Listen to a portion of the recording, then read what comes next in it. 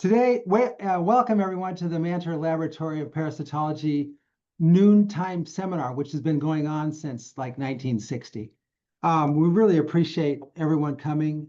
We have really good opportunity today to hear about some of the outreach that the Manter Lab is doing and some of the work that the outreach people have come up with. So basically, we're working with MiDOG out in Riverside. Is it in Riverside?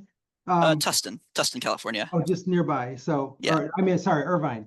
Yeah. Yeah. Anyway, and so Mark Yacoub is going to talk today about the work that we've been doing. And we were really fortunate to be hooked up with these guys because we are now supplying some of the genetic data from the freezers here that's been collected with public funds, National Science Foundation funds since 1986 up till the present time.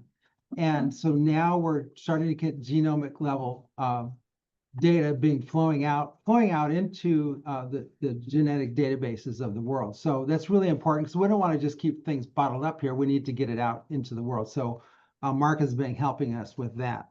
So Mark is got his PhD in microbiology at UC Davis. He was there, I think. No, he got it from University of California, Riverside. That's where I was getting mixed up. He did his undergraduate degree at UC Davis way after I was there. Basically, his research is centered on the genomics of animal pathogenic fungi. He's really passionate about applying microbial genetics or microbial genomics to understand what's going on with emerging animal threats, with different kinds of pathogens, parasites, fungi, all these things mixed together. So basically, we're going to hear what's happening with some of our collaborative arrangements and see where he goes with the research that they're conducting at MiDOG. So go ahead, Mark. Thanks for being here, and I appreciate it very much. Thank you so much, Scott. So it's great to be here, and I appreciate being invited to give this talk. I'm a scientist here at MiDOG Animal Diagnostics, where I primarily look at the genomics of a lot of eukaryote pathogens and parasites. I work with our CEO, Dr. Crumbeck here, who's our CEO and co-founder of MiDOG Animal Diagnostics, where we are trying to push the bounds of diagnosing animal disease using next generation sequencing and genomics. And I want to start with a brief background on, why we as a animal diagnostics company care about parasites. So, as you're all very familiar with, eukaryotic parasites affect a wide range of domestic and wild animals. And so there's a really big need to address the clinical impacts and the spread of these parasites. And they cause all sorts of clinical diseases, and it's sort of all over the place because sometimes these intestinal disorders, there's no clear-cut, oh, that's definitely a Giardia case just based off of symptoms alone. And that's oftentimes the first sign that clinicians have to diagnose a patient is what are the signs of the symptoms or signs and symptoms. But they can cause intestinal disorders, neurological diseases, and in fact, these diseases, these parasites are on the rise here. A study was just published this year that 21% of dogs and cats in the USA are infected with intestinal parasites, and many of them undergo recurrence of these diseases. So Trichuris will show up in the feces of the canine. You'll treat it, and it'll seem to go away, and then it'll just come back a few months later. And so using scalable diagnostics to test these parasites is becoming more and more key. But beyond just what it causes to our animal friends, there's also zoonotic risks associated with these diseases. So you can imagine a lot of these parasites are spreading from animals to humans, and that's especially worrisome if you're sharing your bed with your dog or your cat licks your face. So kind of makes you look at your pets in a different light, but there it is. But there's more than 200 species of parasites that are zoonotic, and it's important to be able to distinguish the parasitic species that are zoonotic versus the ones that are enzootic or only affecting your animals. And Additionally, there's antiparasitic resistances on the rise. So the overuse of antihelmintic drugs has led to an increased drug resistance, and oftentimes this occurs from mutations in conserved genes, like the beta tubulin gene. And so, how do we detect those resistances? And you can't really often do that through cytology or PCR alone. So, how do we investigate that is becoming an important question. And again, just to briefly go over the global spread of parasites, as I mentioned, they're spreading wildly for a few different reasons. One being that these zoonotic diseases are learning to cross species borders, and they're blurring the bounds between host species. They can also spread via insect vectors, that's ticks and mosquitoes. We see a lot of cases of heartworm in dogs. I think 1% of all canines in the United States are testing positive for heartworm. And human activity is often not really helping things. So wildlife trade, animal relocation, deforestation, all these things are spreading animals and their parasites to new regions. And I'll go over an interesting case later where we're seeing such a case in baboons in actually California in zoos. So we'll talk about that at a later time. And we're really interested in the veterinary impacts of this spread. And so one of the things is the emergence of parasites in previously non-endemic regions. So why this complicates diagnostics is because as a clinician, if you see a case where you're getting a tropical parasite that suddenly shows up in California, you might not expect that. And so how do you do an all-encompassing diagnostic approach to capture these least likely suspects in these cases is a challenge. And here I'm just showing a classic example of parasite spread. I'm sure most of us are familiar with the spreads of Leishmania from the southern continents to the northern continents. It's been described recently, but this is happening for more species as well. We're seeing a lot of spread of Giardia zoonotic species, and Cryptosporidium parvum has been spreading drastically too. And I briefly touched on this already, but there are limitations to using PCR for detecting parasites, even though it is the bread and butter for a lot of clinicians for parasitic diagnostics. Um, One of the limitations is limited targets, right? So when you're developing a PCR primer set, um, you can't scale. There's a maximum level you can scale that up to. So a lot of companies will offer 20 to 30 targets, which means roughly 20 to 30 different species they can detect in a panel. Oftentimes that's enough, but then when you get into like I mentioned, these cases where these parasites are navigating to new realms, we need to update what we can detect to cover more targets. And additionally, sometimes they do, but oftentimes these don't cover antiparasitic resistances. So you might not detect mutations in conserved genes through PCR alone. It can also introduce false negatives, like I mentioned, for if you get these rarer pathogen or parasites in your patient.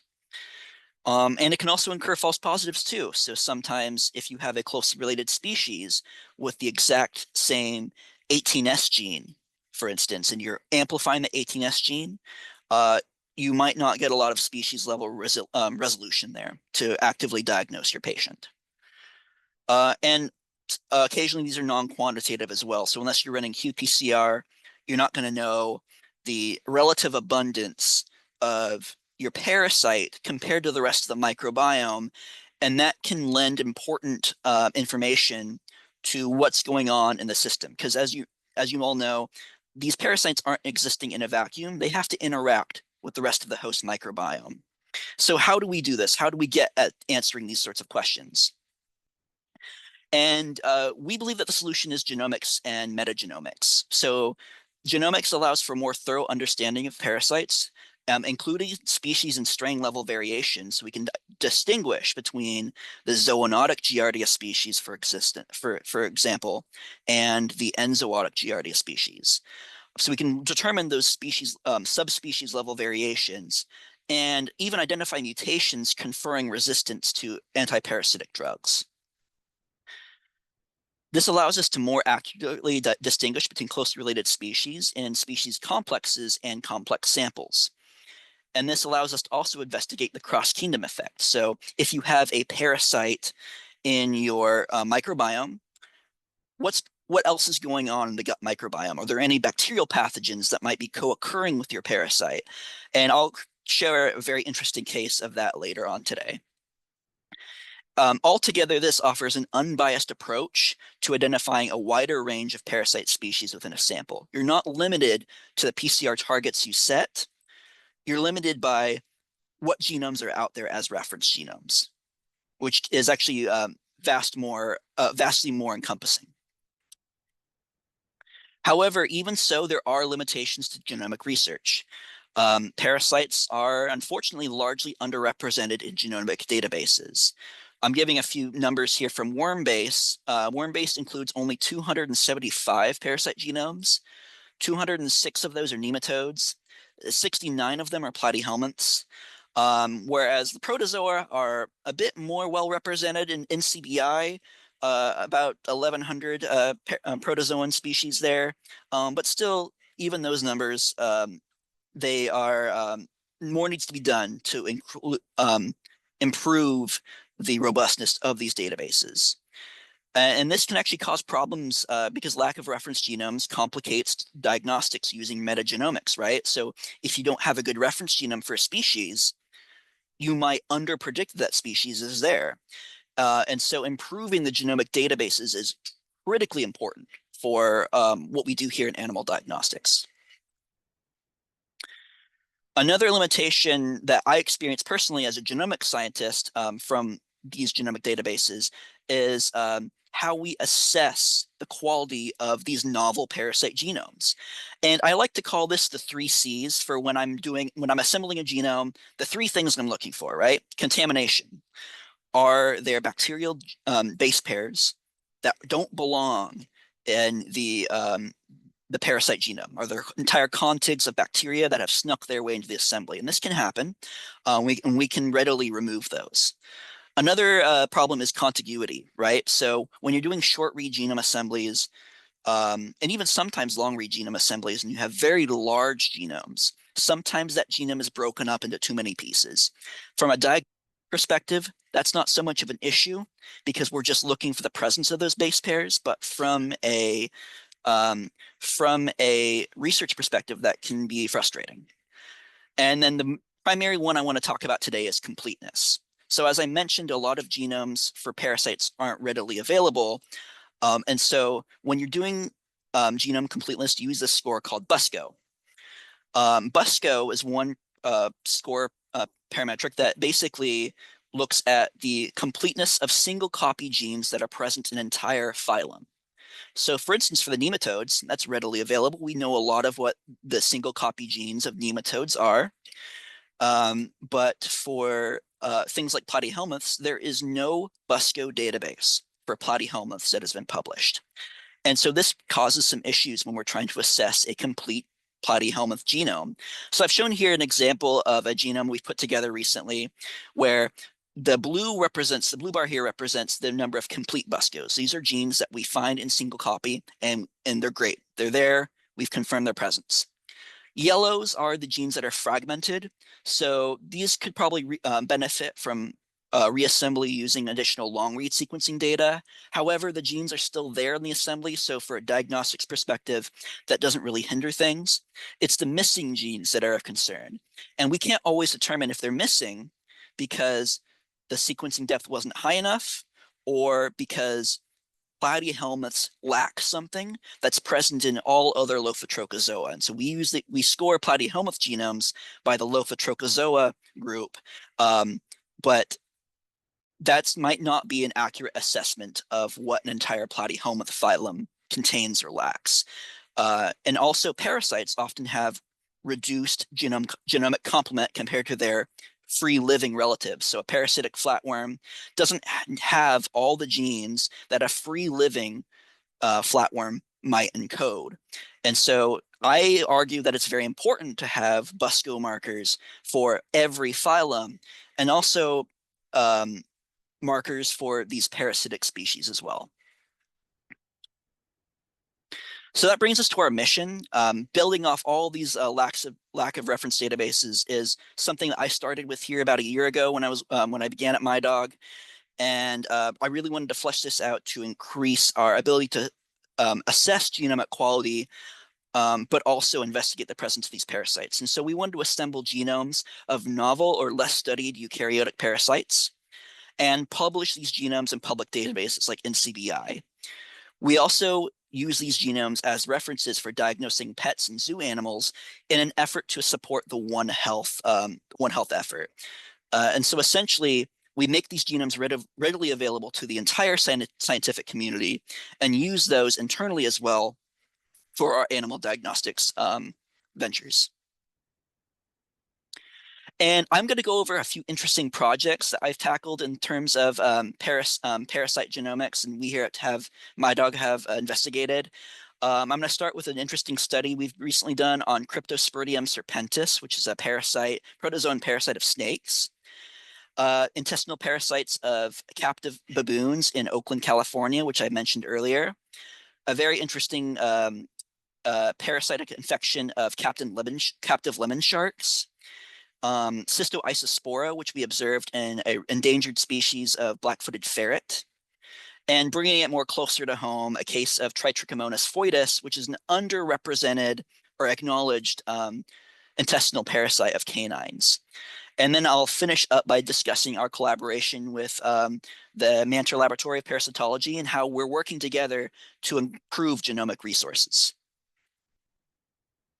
So just some background on the Cryptosporidium serpentis case. This is our eastern indigo snake, which is an endangered species of snake in the eastern United States. And for a snake, I think it's kind of pretty. Some might disagree, but I think for a snake, it's a good looking snake. But it has this really severe problem because it's often infected by this parasite called Cryptosporidium serpentis, and it's actually a deadly parasite of snakes. And our colleagues at the Central Florida Zoo found a few infected snakes there in their collection, and they found that using cytology, they were infected with this Cryptosporidium, and it's killing their snakes off. And so they were curious if we could use metagenomics to diagnose these snakes. But unfortunately, until at that point, there was no reference genome for Cryptosporidium. Until we actually published the first one, and we identified the first metagenomic assembled genome of Cryptosporidium from a basically stomach wash gastric lavage sample of infected snakes. And so our draft genome was actually quite good, even though it's a metagenomic assembled genome. It's 84% complete using those BUSCO markers I mentioned earlier. And we actually got a follow-up study where the Central Florida Zoo asked us, okay, now that you have the genome, can you detect it in a population of 80 snakes? And so we had 20 captive snakes that had tested positive using PCR for the parasite, 20 negative snakes that tested negative for the parasite, and then 40 wild snakes. So they weren't sure if these were negative or positive for the wild ones.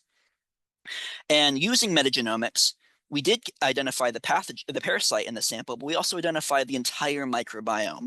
And that's critical for the One Health approach to determine how these parasites are interacting with their host microbiome. So I'm showing here on the left-hand panel, top left, the bacterial microbiome. You can see the bacterial microbiome is more or less the same between snakes that were negative for the parasite and snakes that were positive. We see a bit more phage diversity in captive snakes, which is a bit surprising to us. The fungal microbiome was very interesting because in the presence of Cryptosporidium serpentis in our positive snakes, we see this fungus, this yeast-like parasite, Trichosporium asahi.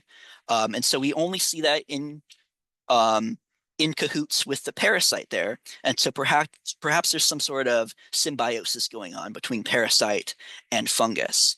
And not to postpone this any longer, we actually show the parasite detection in the captive snakes here. So we're seeing Cryptosporidium serpentis only in the snakes that tested positive for it in captive samples using metagenomics. And this is amazing because we're actually able to distinguish between species as well. So we're seeing that in the wild snakes, they have more of these zoonotic species of Cryptosporidium. They have Cryptosporidium hominis and the chipmunk variety of Cryptosporidium, both of which are spread through rodents to humans. And so perhaps these snakes are acquiring those parasites by ingesting rodents in the wild. And so we identified the Cryptosporidium serpentis and 20 or in a few of the 80 snakes that were tested positive for it. And we did what's known as a left C analysis, where we looked for statistical correlations between bacteria and parasite. Now, the orange microbes here are bacteria and fungi that were found in positive association with a parasite. They are seen most abundantly when the parasite is present. And the green microbes here are in negative associations, so they don't show up when the parasite's around. And I already mentioned the fungus Trichosporin asahi, which you can see it's one of the most positively associated fungi with Cryptosporidium serpentis. But one that was very fascinating to us was Aeromonas hydrophila. And that's interesting because a study just came out recently with Cryptosporidium muris, where Aeromonas hydrophila had increased virulence when the Cryptosporidium muris was present in the mouse gut. And perhaps we're seeing a similar association here with Cryptosporidium serpentis. And so one idea we're floating around is, can you stave snakes not just by treating them for the parasite, but also the bacteria associated with the parasite? Hopping into the next case, I mentioned this one before, but we had an interesting study on the parasites of zoo-housed baboons. And so these were baboons that through fecal examinations under the microscope, they observed to have the parasite Trichuris trichiura or whipworm. Now this is a zoonotic parasite that infects humans and other primates. And our collaborators at the Oakland Zoo were wondering, these baboons are receiving treatment for the parasite. Albendazole was what they were getting. But the question was, how is albendazole affecting everything else in the microbiome? And is it truly killing off our trichiura over time? And here again, I'm showing the entire microbiome. Now, the baboons first received their treatments in January. And so we can see here, as January is our start time point one, we had about 10 samples in each month. And in January, we have a more or less even distribution of all of these microbes here. One that we found quite interesting was this bacteria Prevotella. However, through the course of treatment, Prevotella becomes more abundant. We can also look at the phages here in the bottom right and show an association with that as well. You can see most of these phages here are Prevotella phages, which makes sense. As Prevotella becomes more abundant, the phages they carry, or viruses of these bacteria, become more abundant as well. A fascinating thing we found, though, was time point one, we see a diverse community of fungi. And then after albendazole treatment, the fungal population actually disappeared in February and March, and then made a slight comeback with one fungal species, Claviceps, returning. And so perhaps albendazole is actually having effects on the fungal microbiome as well.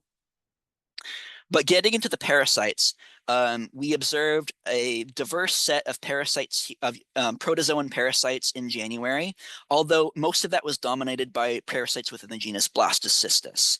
Now, these are commonly observed in baboons in the wild. And so it's interesting to see that they're also showing up here in baboons that have been living in the Oakland Zoo all their lives. But we also observed Eimeria cyclospora in January. However, in February, March, and April, every other protozoan parasite besides Blastocystis is gone. So perhaps the albendazole is also having effects on the protozoan parasites. But getting into the real question of what this is doing to the Trichuris whipworm, we're seeing at December before treatment, the trichiura is at relatively low population in the fecal sample. It's about 5% of the eukaryotic microbiome to about 0.5% in untreated baboons. And then the parasite goes away in February and March, and then makes a comeback a little bit. This is supposed to be April, but makes a comeback a bit in April. And so this does indicate, just like we see in canines, Trichuris is able to tolerate the treatment, and hide for a while, and then when treatment ends, it comes back.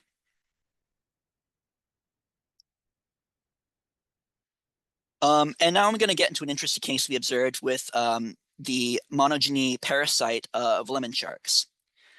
So our collaborators at the Ripley's Aquarium in Toronto had a problem with their lemon sharks developing these lesions and scabs on their mouths and gill areas. And they observed that these lesions were actually caused by this worm-like parasite. They had a parasitologist in Cornell identify this using morphology as in Harkami, um, which is very interesting because this species has only been described by morphology and through cytology, but there's no published genetic data for this organism at all. There's no genome for it. There's no 18S gene. And so when we were assembling and sequencing this genome, obviously this came as a challenge for us because we have nothing to compare to. There's no references for it. There's no other members of the genus even with any published genetic data at all. So this is incredibly novel. Here's an image of what they observed for that parasite on microscope slides. And they sent us scale skin scrapings of the parasite and even some parasite pluckings for us to do the genome from. And similar to the baboon study, they wanted to test how praziquantel is affecting the parasite abundance. And so they were sending us skin scrapings of the shark over time and also sending us samples from the filters of the aquarium where these sharks live to see, are the sharks shedding these parasites? And we use this data to actually assemble the first in Harkami genome here.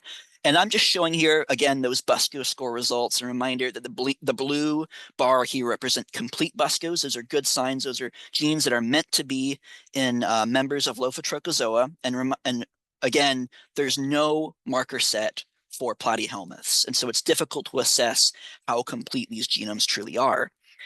We do observe some fragmented BUSCO genes here, and so this would be a case that would perhaps benefit from long read assembly. I'd be interested in further collaboration with Manter to see if we can get maybe some long read sequences here that we can do a hybrid assembly on and perhaps improve this as well. We'll give you the samples, would be pretty cool.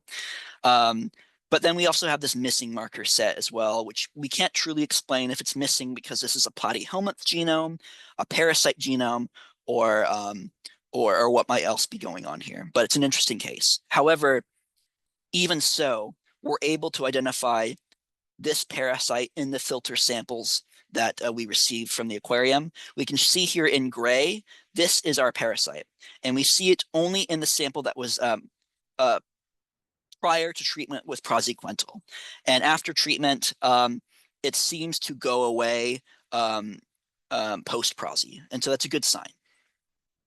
However, this is an ongoing study, and so we are receiving more samples. The sharks have been moved to their new home in another aquarium, and we want to see if the parasite is going to make a recurrence.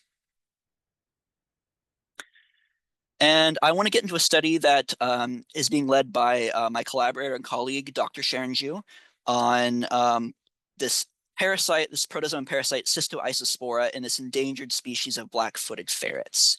And so these were ferrets that are living in the Cheyenne Mountain Zoo, and they provided us fecal samples before and after parasite infection. So this is a cool case because we have the same individuals prior to parasite infection and after parasite infection. So this gives us a good case to examine how the microbiome is changing over time.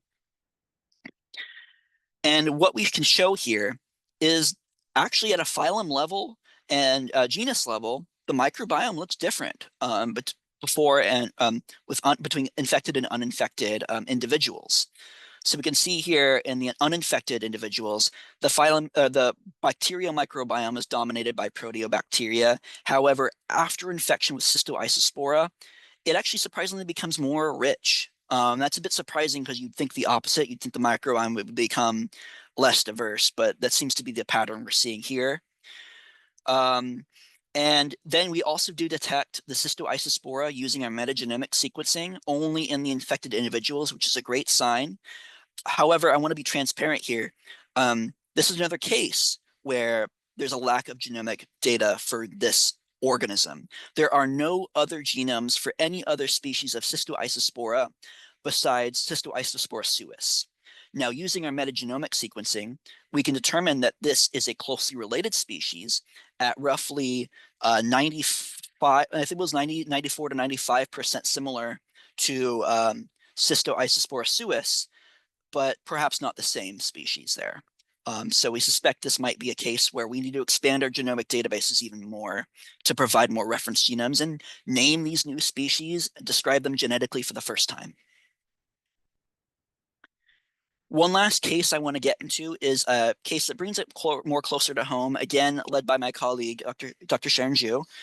And this was a case with Tritrichomonas foetus in canines.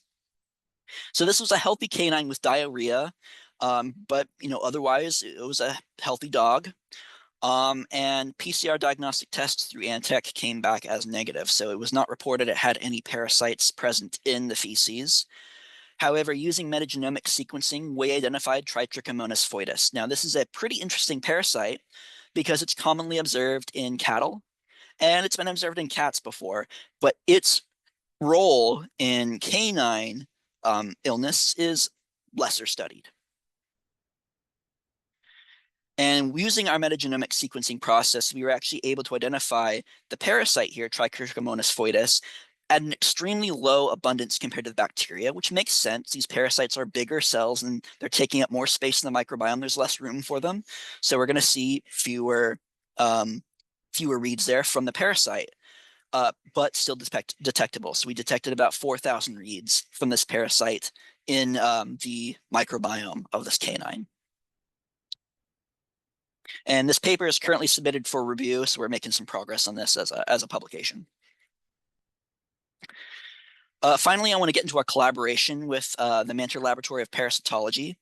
And so this is something that we reached out to as we were really fascinated with what they've done in collecting these parasites. And again, we're passionate about improving the genetic data parasites. Genetic information is the gift that keeps on giving. Down the line, if someone wants to perform another study, they can access this data, both raw sequence data and our published genomes, and they can investigate any of these studies they want. How do these species vary in terms of genetic content between strain to strain, and those kinds of exploratory analysis. And so the Manter Laboratory has a wide range of hosts or of parasites from different hosts and geographical regions. And we had this shared mission to further enrich genomic databases with these parasite genomes, because as I mentioned, the genomic databases are somewhat lacking. Since our first genome we worked together with back at the roughly the tail end of 2024, we've assembled 13 parasite genomes and submitted those to NCBI this year alone. So we're making some serious ground here, and it's fascinating work. Here's just an example of some of the species we've submitted and published in NCBI as reference genomes. So we have some rabbit tapeworms, we have tapeworms of marmots, deer mice, turkeys, raccoon worms, all sorts of these parasites from diverse families, phyla, and genera. And so we're really trying to expand the genomic databases, and really my ultimate goal would be, hopefully down the line, we're going to get a Busco marker set for platyhelminths. We're going to get some more genetic information for these lesser known phyla. And just to highlight a big win for us just recently, so we've submitted this genome to NCBI, and myself and my colleague Sharon Zhu had annotated this genome to predict genes on it, was the species Hymenopleptis waldensis. And so this genome has an amazing quality by a Busco marker set. Over 90% of the genes were predicted here. I believe it was around 97% of the genes were predicted in the genome assembly. Very few of them were fragmented, so this genome is highly contiguous. There's 2 Cs there, and very little missing here as well. And it's highly contiguous. So we've satisfied all 3 of our Cs. We got contiguity, completeness, and no contamination. And so we're interested in pursuing this as a paper for another comparative genomic study. How does this species differ in its genome content compared to other members of the genera? So just to highlight some of our key accomplishments for science, since December 2024, we've assembled and sequenced 19 parasites and submitted these to NCBI. So we're making some really good ground here. 6 of those were nematodes, 10 platyhelminths. We're expanding those databases already. 3 acanthocephala, and 1 protozoan parasite, our Cryptosporidium serpentis. And we and our collaborators have provided 50% of all acanthocephalogenomes on NCBI, and roughly 12% of all parasitic platyhelminths from worm base. So we're already expanding those genomic references to a noticeable degree. So this is amazing. We just need to keep up the good work. And that being said, there's more to be done. We're actively seeking samples, especially from clinically relevant, veterinary clinically relevant cases. So your dogs, cats, horses, and zoo animals as well, because we want to expand our databases for the genomic research, but also for our clinical diagnostics. And so I'd be happy to, if anyone has samples they'd like to submit to us for whole genome sequencing, I'd love to take on those cases. Bringing this back to the veterinary implications, the genomes we provided are being used to detect parasites in clinical cases from all over the country every day at MiDOG. Dogs, cats, we had a recent case with a tapeworm from a rhinoceros where we did the genome assembly and detected it in the fecal samples. Reptiles, as I mentioned. And currently we've identified eukaryotic parasites in over 356 clinical cases. Mind you, we have not officially launched our shotgun sequencing process yet. And so as a beta testing, we're doing fantastic work here. And we're enhancing animal diagnostics with a truly all-in-one approach. So you're not only seeing the parasites, but also other members of the microbiome to see the whole picture of what's going on. This allows us to examine the cross-kingdom effects. How are these eukaryotic parasites interacting with the host microbiome? And measure treatment effects across the entire microbiome as well. And our main mission is to revolutionize veterinary diagnostics by empowering clinicians with the tools and insights they need to treat effectively and support informed decision-making, ultimately saving animal lives and preventing the spread of antimicrobial resistance rise. Just a few highlights of who we are, what we do. So there's 10 to 20 microbes on Earth.